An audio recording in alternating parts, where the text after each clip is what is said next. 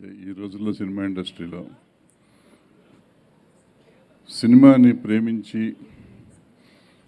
సినిమాని నమ్మి సినిమా కోసమే సినిమా తీసేవాళ్ళు చాలా తక్కువ మంది ఉన్నారు. అందులో ప్రథముడు దిల్ రాజు, నాకు తెలిసి ఇప్పుడున్న వాళ్ళల్లో.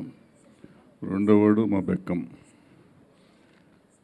ఫార్చునేట్గా వాళ్ళిద్దరూ కలిసి వాళ్ళ ఈ సినిమా చేస్తున్నారంటే అక్కడే సక్సెస్ ఉంది. ఆ తర్వాత నేను ఇక్కడికి వచ్చేదాకా తెలియదు ఈ సినిమాలు ఎవరున్నారు. అనుకోకుండా ఇక్కడ నోయల్, అశ్విన్, శేఖర్ చంద్ర వీళ్ళంతా నా ఫ్యామిలీ మెంబర్సే. వాళ్ళంతా ఈ సినిమాలో అసోసియేట్ అయినందుకు చాలా సంతోషంగా ఉంది. ఈ మధ్యకాలంలో నాకు పరిచయమైన మనిషి ప్రసన్న. 2-3 సార్లే కలిసి ఉంటాను నేను.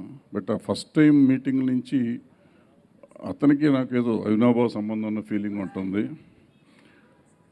అతను ఆత్రేయ గారు, జంధ్యాల గారు, ఆ తర్వాత త్రివిక్రమ్ శ్రీనివాస్ గారు, వాళ్ళ సినిమాలు డైలాగులతోనే ఆడుతూ ఉంటాయి. సినిమా కథ ఉన్న ఆర్టిస్టులు ఉన్నా లేకపోయినా కథతో డైలాగులతో ఆడతాయి.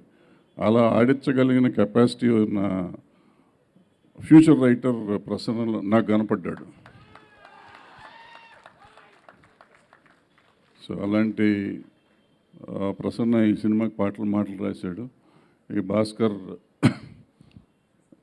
కొత్త director, Hebba Patel already proved heroine కాబట్టి ఈ సినిమా ప్రమోషన్ కానీ దాని టైటిలే ఉంది. ఇప్పుడు ఎవరున్నా లేకపోయినా సినిమా జనం చూసేసి అంత మూడ్ వచ్చేసింది సినిమాకి.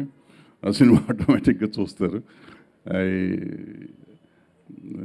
hope that whole film will be a big hit and I wish that film be a hit.